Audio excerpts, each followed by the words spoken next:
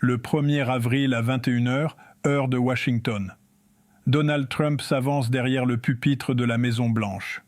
Costume sombre, cravate, prompteur allumé, pas une seule improvisation. Et dans les 20 minutes qui suivent, il va se contredire 5 fois devant des millions d'Américains, face caméra, sources vérifiables à l'appui. Voilà ce que personne ne vous a encore résumé clairement.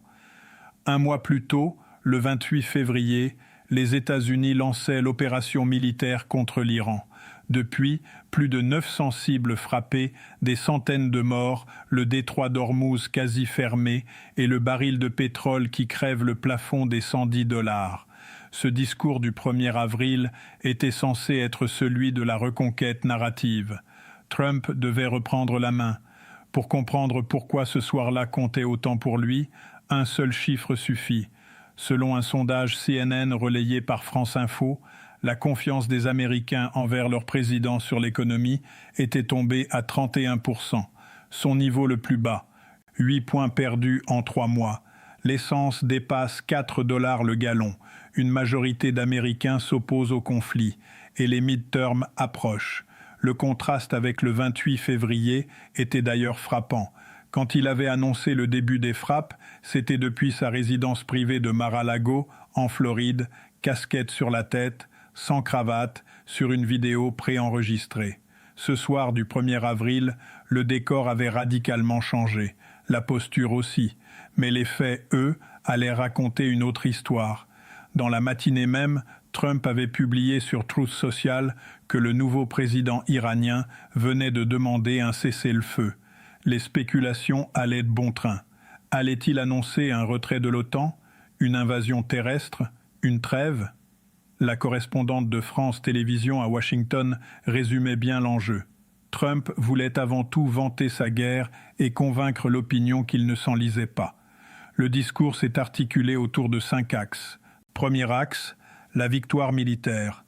Trump a affirmé, selon les termes rapportés par France 24 et la RTS, que ses forces avaient remporté des victoires rapides, décisives et écrasantes, comme peu de gens en ont jamais vu auparavant. Deuxième axe, les objectifs stratégiques étaient, selon lui, proches d'être atteints. Un haut responsable de la Maison-Blanche les avait listés juste avant pour la presse.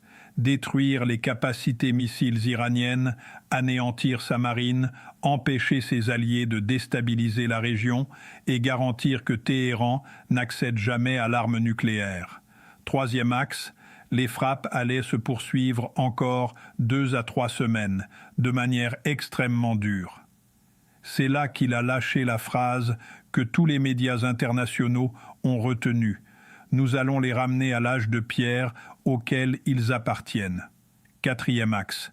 Si aucun accord n'était trouvé, les États-Unis frapperaient simultanément toutes les centrales électriques iraniennes.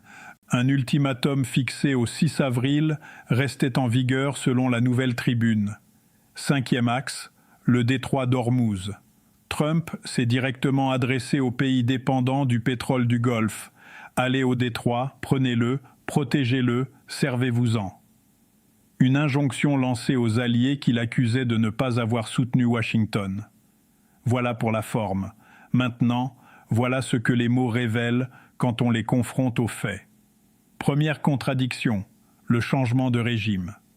Ce soir-là, Trump a affirmé, selon le Front syndical qui rapporte la citation complète, que l'objectif n'était pas un changement de régime. Sauf que quelques jours plus tôt, dans un entretien avec Reuters, il se félicitait ouvertement de ce changement et comparait l'opération iranienne à l'éviction du président vénézuélien Maduro, qu'il présentait comme un modèle à suivre. Le New York Times, cité dans le même article, indiquait que ses propres conseillers voyaient cette opération vénézuélienne comme le blueprint de ce qu'il voulait accomplir en Iran. Et dans ce même discours du 1er avril, quelques minutes après avoir nié tout objectif de changement de régime, il déclarait, selon l'analyse complète de NPR, que les anciens dirigeants iraniens étaient tous morts et que le nouveau groupe était moins radical et beaucoup plus raisonnable. En d'autres termes, il nie l'objectif tout en s'attribuant le mérite du résultat. Les deux phrases sont dans le même discours à quelques minutes d'intervalle. Deuxième contradiction, le nucléaire. Pendant le discours, Trump affirme que l'objectif nucléaire est en voie d'être atteint. La veille, le 31 mars, dans le bureau ovale, il avait déclaré selon NPR « Ils n'auront pas d'armes nucléaires ». Cet objectif a été atteint. Puis, quelques minutes plus tard, au même événement, il nuançait en disant qu'un futur président pourrait devoir revenir frapper l'Iran si nécessaire. Le lendemain, dans un entretien avec Reuters, il ajoutait au sujet des réserves d'uranium enrichi iraniennes « C'est tellement profond sous terre que je ne m'en soucie pas ». 3 positions en 72 heures sur la justification première de cette guerre. Troisième contradiction, l'économie.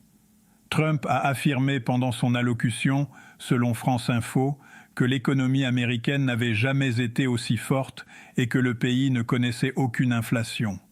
Les données officielles du gouvernement américain indiquent une inflation à 2,4% en février 2026, et ce, avant même que les effets de la guerre sur les prix de l'énergie ne se fassent pleinement sentir. Quatrième contradiction, le calendrier. Devant la nation, Trump annonce 2 à 3 semaines de frappes supplémentaires. Mais quelques heures plus tôt, lors d'un déjeuner privé à la Maison-Blanche dont une vidéo diffusée par Forbes montre les images, il déclarait que la guerre serait terminée dans 3 jours. 3 jours en privé, 2 à 3 semaines en direct sur toutes les chaînes. Cinquième contradiction, les objectifs eux-mêmes. Selon France 24, la RTS et Radio-Canada, la liste officielle présentée avant le discours ne mentionnait plus ni le changement de régime, ni la réouverture du détroit d'Ormuz. Pourtant, Trump a conditionné tout accord avec l'Iran à cette réouverture, un objectif qu'il demande désormais aux autres pays de réaliser à sa place. Et il a reproché longuement aux alliés de l'OTAN leur inaction sur ce sujet. L'objectif a disparu de la liste américaine, mais reste une condition posée à l'ennemi. Les marchés ont tranché immédiatement. Les bourses européennes et Wall Street avaient clôturé en hausse dans la journée, dans l'espoir d'une désescalade. Après le discours, le Brent a repris plus de 5% selon France Info, repassant au-dessus des $106. Le WTI américain s'est envolé de plus de 10%, franchissant les $110 selon la presse canadienne. Les marchés asiatiques ont viré au rouge à l'ouverture. Le Nikkei de Tokyo a reculé de 1,82%. Le Kospi de Séoul de 3,9%. Le directeur général de la Banque mondiale s'est dit très préoccupé par les conséquences de la guerre sur l'inflation mondiale, l'emploi et la sécurité alimentaire dans un entretien à l'AFP ce même jour. Du côté iranien, la réponse est venue dans les heures suivantes. Selon Radio-Canada, l'armée israélienne a signalé 4 salves de missiles tirées depuis l'Iran en l'espace de 6 heures dans la nuit du 1er au 2 avril, dont 2 après le discours. Des sirènes ont retenti en Israël. 4 personnes ont été légèrement blessées. Le commandement opérationnel iranien a publié un communiqué relayé par France 24 affirmant que la guerre se poursuivrait jusqu'à l'humiliation, le déshonneur et la capitulation de l'adversaire. Quant à la supposée demande de cessez-le-feu que Trump avait évoquée le matin même sur Truth Social, le porte-parole de la diplomatie iranienne l'a qualifiée de fausse et sans fondement, en précisant que les exigences américaines étaient maximalistes et irrationnelles, selon France 24 et la RTS. Le président iranien Massoud Pezeshkian avait publié quelques heures avant le discours une lettre ouverte adressée directement aux citoyens américains, dans laquelle il affirmait que son pays n'avait jamais choisi la voie de l'agression et que le présenter comme une menace ne correspondait ni à la réalité historique ni aux faits observables. À l'échelle internationale, une quarantaine de pays se sont réunis virtuellement le 2 avril pour appeler à la réouverture immédiate du détroit sous la présidence de la ministre britannique des Affaires étrangères. Le secrétaire général du Conseil de coopération du Golfe a même demandé au Conseil de sécurité de l'ONU d'autoriser le recours à la force pour libérer le passage. Ce discours censé rassurer a donc produit l'effet inverse sur tous les indicateurs à la fois, les marchés, les alliés et les adversaires. Alors, que retenir concrètement? Premièrement, les objectifs officiels américains ont été réduits en temps réel. Changement de régime et Hormuz ont disparu de la liste publique. Ce n'est pas anodin. Deuxièmement, il n'existe aucune stratégie de sortie annoncée. Trump évoque 2 à 3 semaines, mais aucun mécanisme diplomatique concret n'a été présenté. La proposition de cessez-le-feu en 15 points transmise à l'Iran n'a pas été mentionnée une seule fois, selon la Nouvelle Tribune. Aucune référence non plus à une éventuelle opération terrestre, ni pour la confirmer, ni pour l'exclure. Troisièmement, la rupture avec l'OTAN est désormais explicite. Dans un entretien au Télégraphe britannique publié le même jour, Trump a déclaré envisager sérieusement de quitter l'Alliance parce que les nations européennes n'avaient pas rejoint la guerre, selon NPR. Quatrièmement, la responsabilité sur Hormuz a été officiellement transférée. Trump ne parle plus de rouvrir le détroit par la force américaine.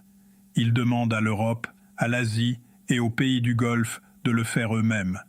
Or, le transit dans ce passage est pratiquement à l'arrêt depuis le 28 février, selon le grand continent, de 51 navires civils par jour à pratiquement zéro.